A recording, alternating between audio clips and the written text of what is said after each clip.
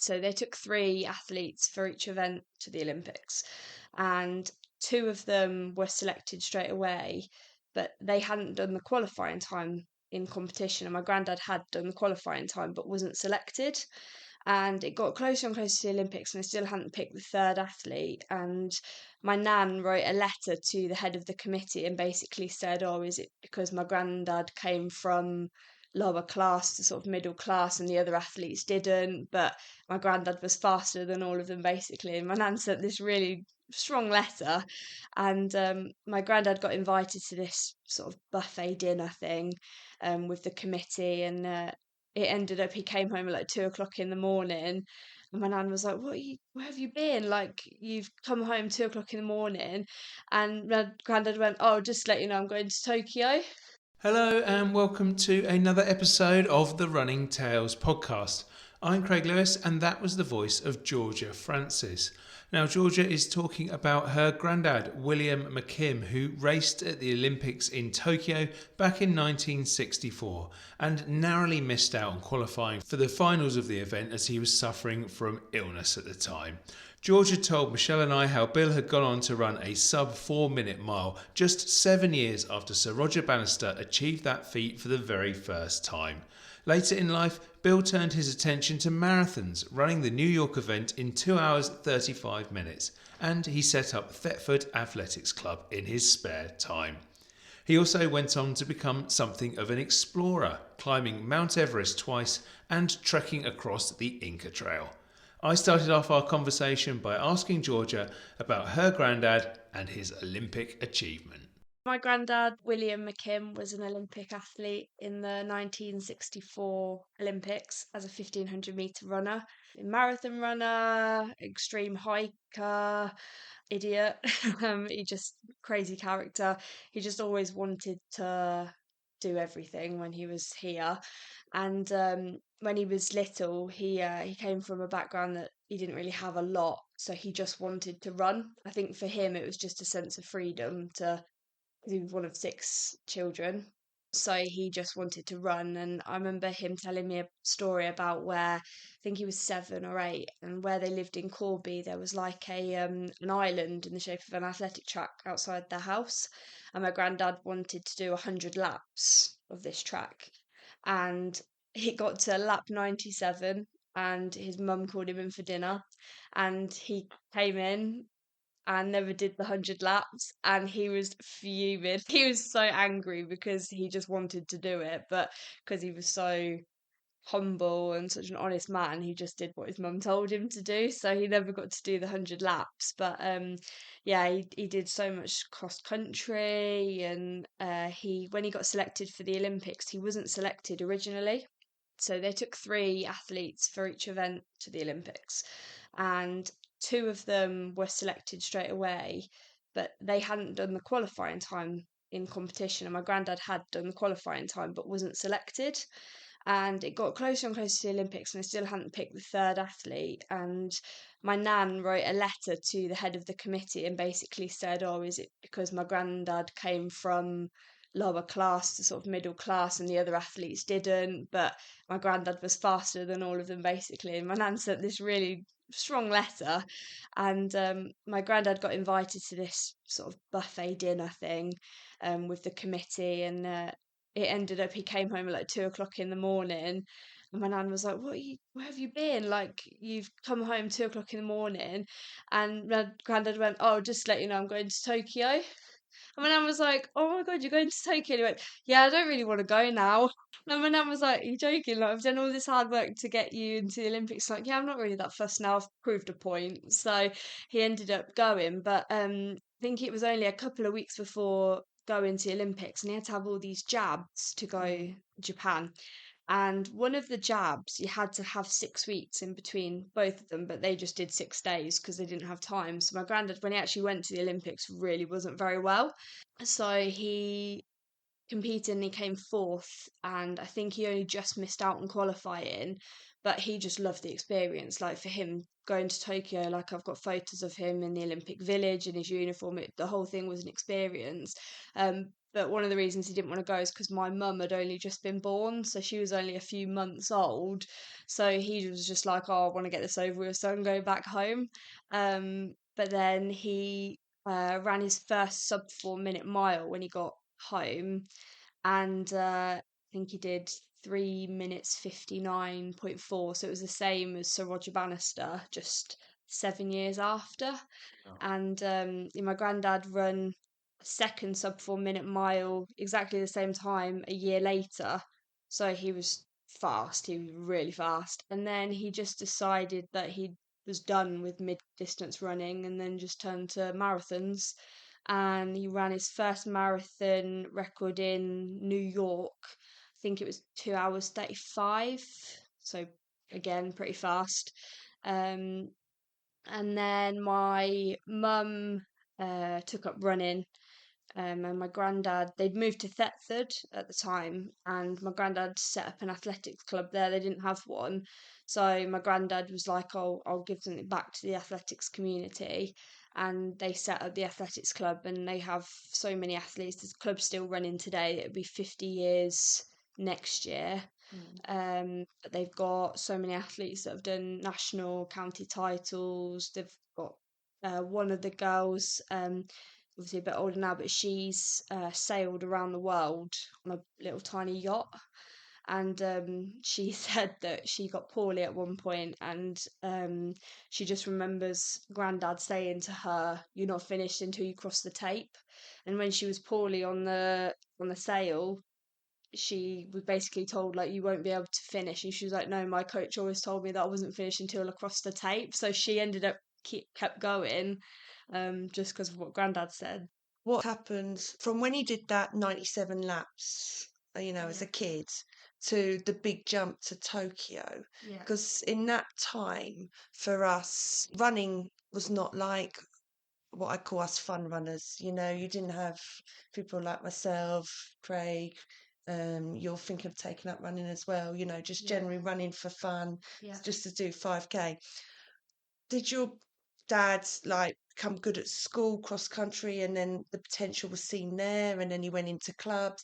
How was he recognised from the kid that did 97 laps Yeah. to an Olympian? Yeah, so at school, he didn't really do much running at school.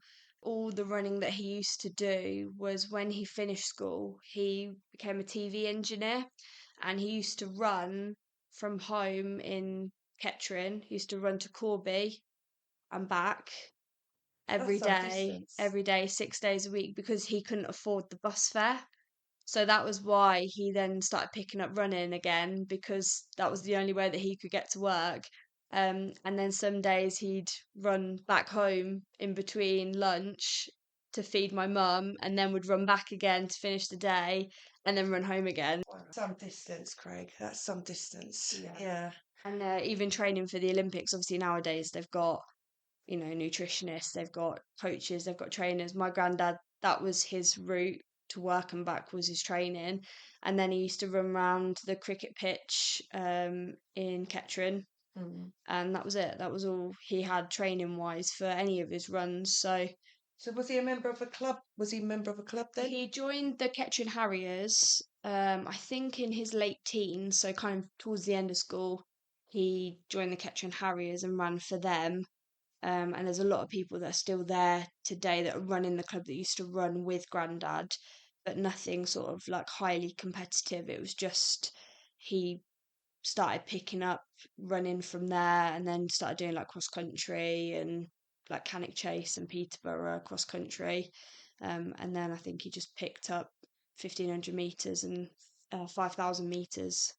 Knowing from tales from your granddad, what was his favourite overall in his career? Was it track, trail, or marathons, or what was his favourite? I think his favourite was like trail running, sort of on the different surfaces, going from, he used to like running through like the trees and things like that, and being in nature. Yeah, definitely. And I'm interested, like, I mean, he sounds to start with such a like a modest, laid back sort of person who would be very chilled out. going back in after doing 97 laps. I'd been out there finishing whatever, and then just almost it had to take your grandma to get him to go to the Olympics and so on. How well did you know your granddad? Because obviously I think he's sadly passed away now, but you knew him, and I think you admired him quite a lot, didn't you? Yeah, I did. Yeah, I mean, I spent my whole childhood with my nan and granddad, so I used to go every Friday and Saturday, and stay at my grandparents', and then my granddad would take me out for like bike rides and walks and little hikes and stuff. So I spent a lot of time with my granddad, like building random things in the garden, and yeah, he was really laid back and chilled guy. I think he just took everything as it came. So we used to call him the magpie because on walks he used to go around and pick up anything on the floor, and it would stay in like a little pot for years, and then all of a sudden he'd need something and he'd go, ah, I've got that pin, and then he'd go back into this park, bring out a pin, and he'd use it to hang a photo up or something. And he was just like I think because, like I said, he didn't have a lot when he was younger, that whatever he did have, he made the most of. So I mean, we bought him so many pairs of new trainers that are still new because he just wanted to wear the other ones. And I know that there's one pair of shoes that you could pick up and rattle because the soles had worn away that much that there was actually rocks had collected in the shoes. And he used to shake them and find it hilarious that he was still wearing them after sort of like 10, 12 years of the same shoes. Yeah. So, yeah. Yeah, so runners out there listening to this who go through a pair of trainers like every 8 months, they can last a lot longer than that, folks. You don't have to wait until your shoes start to rattle before you even consider changing them. But he sounds like quite a modest man as well. Did you have to work quite hard to get these stories about his running out of him, or was he really keen to talk about running all the time? No, he very rarely spoke about anything that he'd achieved. You had to. It was like getting blood out of a stone. It was more my nan telling the stories and then my granddad just filling in the gaps. But I mean, in the cupboard under the stairs was like all his medals, but they were like right at the back of the cupboard, and you used to have to get everything out before you could get the medals and things out because he just didn't talk about them at all. And like you go into the house and there's cabinets full of glass crystals and things that he'd won from race meetings, and he had all of his Olympic stuff that he got given. And yeah, you wouldn't know what any of it was because he just wouldn't talk about it. And my nan, I think there was a photo of Grandad crossing the line in one of his races, and I think my nan actually had to forcefully put it up on the wall because he didn't want it to go up on the wall because he didn't want people to ask him about it. Yeah, very humble man, bless him. And just going back to that actual Olympic appearance, I think you said he came fourth, but I wasn't quite sure whether you meant he came fourth in like a heats or in Yeah, it was a finals. heat. So Yeah, he it was in came the in heat. fourth in So in the heats. morning before the race, he didn't sleep at all the night before. He was so poorly, and I don't think I think nowadays he wouldn't have been able to race at the state he was in. So I think he did really well to come where he did, and actually the time that he did was one of the qualifying times in one of the other races. So obviously it's the luck of the draw, really, isn't it? But the guy Peter Snell that won the gold that year, my granddad actually beat. I think it was like 3 or 4 months after the Olympics, and so my granddad, I used to say to him like, "Oh, can you imagine if you weren't poorly? Do you think you'd have won?" And he was like, "Oh yeah, I definitely would have won." And I was like, okay, yeah. And he was like, no, I know, I could have done a lot better than I did, but I was just happy for the experience and to be selected for the team and everything. So yeah. And did he look at going back again 4 years later, or had he moved on by then? No, so my granddad actually had an ankle injury where one of the, I think it was one of the nerves or something in his foot kept popping out. And yeah, it wasn't great. So that's when he stopped running for a bit. And then when he'd gone and seen a physio and they kind of like popped it back in, they'd kind of said to him, oh, maybe take a step back. So he took up marathons instead. This is the bit I want to know. Yeah. So tell me a bit more about his marathon history. Yeah, so I know that obviously he then took up to marathon. So I know that he did the New York Marathon, and I believe it was the Birmingham Marathon. Yeah, that's true. There was one. There was one back then. I think he did that one. So I believe he's only done the two, because I think he just wanted to do a really good time and then move on and do something else. And I think because he'd done pretty fast time, he'd kind of gone, okay, marathons tick, what can I do next? And that's when he turned to trekking. And that then led to his big adventures. Yeah. Yeah. So do you want to tell us about his next big adventure after that? Yeah. Well, so he did Everest twice. So we've got a photo of him. He got to the highest point that you could get to without oxygen, which back then was a lot higher than you could get to now. So we've got a photo of literally the peak of Everest over his shoulder. So yeah, he did that twice. He did a hike in Nevada at the Grand Canyon, and there was a hike where you could go from the top right the way down to the base and then back up again. And it was supposedly a 2 day trek. So you go down, you camp, and come back up again. My granddad did it in a day because he was just like, well, I'm not going to spend 2 days at the Grand Canyon. Why would I do that? So he did the whole thing in a day and then moved on and did something else the next day. And then he did Machu Picchu. So he did the Inca Trail for 4 days. He did that for a charity actually. I can't remember which charity it was, but he did it with a big organised group. And yeah, he did the 4 day hike to Machu Picchu, which is what I've just done because I wanted to follow his footsteps essentially. And I had a photo of him at Machu Picchu where I wanted to stand in exactly the same spot that he stood, which I did manage to do. And there was a lot of tears. Yeah, we've done Machu Picchu as well, so Yeah. and it's not an easy trek to do, No, Machu Picchu, but you did it with your mum as well, so it I was you and your did. mum that did that. Yeah, me and my mum did it. Yeah, with a group as well. So and then I raised money for the British Heart Foundation because my granddad, towards like the later stages of his life, suffered a lot with cardiovascular problems and things like that. So raising money for British Heart Foundation made sense. But my granddad, when we were doing day two, which was the hardest day, I just remember walking up this hill for hours and hours and hours, just thinking, Granddad, are you trying to kill me? Like, why? Dead widows, Dead Woman's dead Path. woman. That's Yeah, it. and I Yeah. was just walking, and we'd been walking for about 5.5 hours straight uphill, and I'm just thinking, Granddad, are you really trying to kill I me? cried up it. I did, didn't I, Craig? I was crying climbing up the Yeah, I hill. cried when I got to the top, and I think that was just because I knew it was over. And then I thought, oh, I've still got another 2 days. But when I got back, my granddad, he just laughed at me. He just went, I didn't want to tell you how hard it was, but yeah, now you know.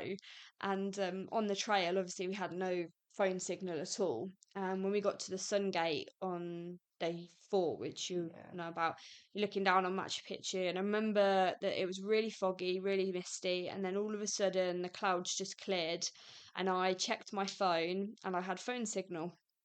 So I was like, oh, this is going to cost me a lot of money, but I really don't mind at this point. So I managed to FaceTime my nan and granddad from the Sun Gate down on Machu Picchu, and I don't think it was a particularly long conversation. It was just the three of us, me, my nan, and my granddad, just crying our eyes out. Oh, And my granddad, bless him, and this is what made me cry the most, was he went, I'm so proud of you that you've done it.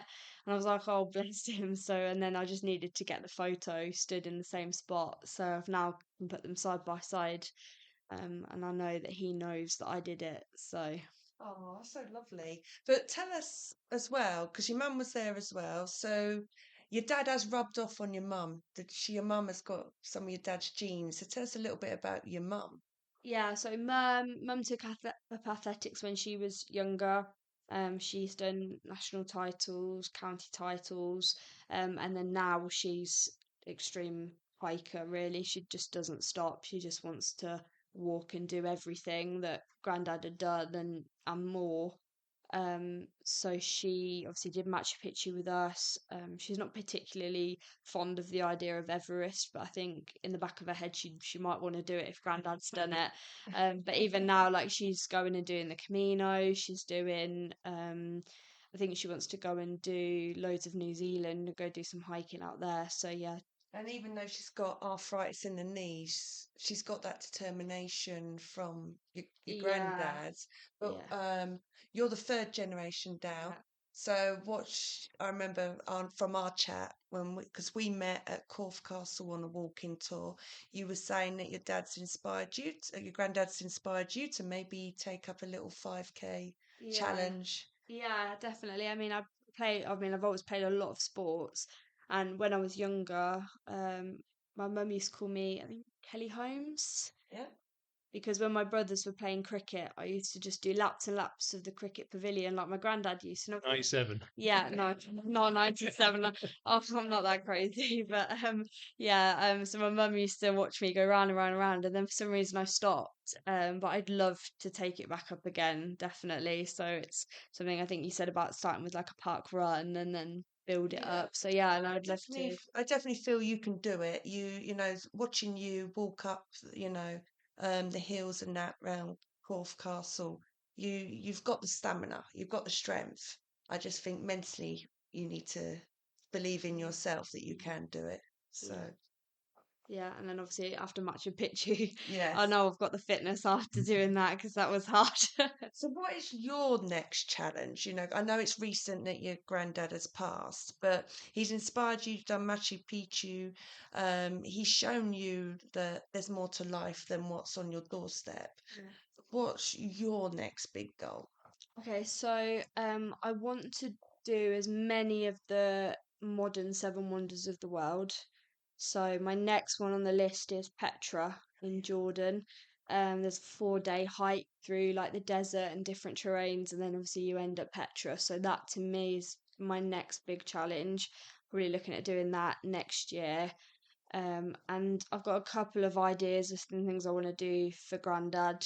Once I pick up some running, set myself some little challenges to do 97 laps of Springfield Grove, which is in Corby.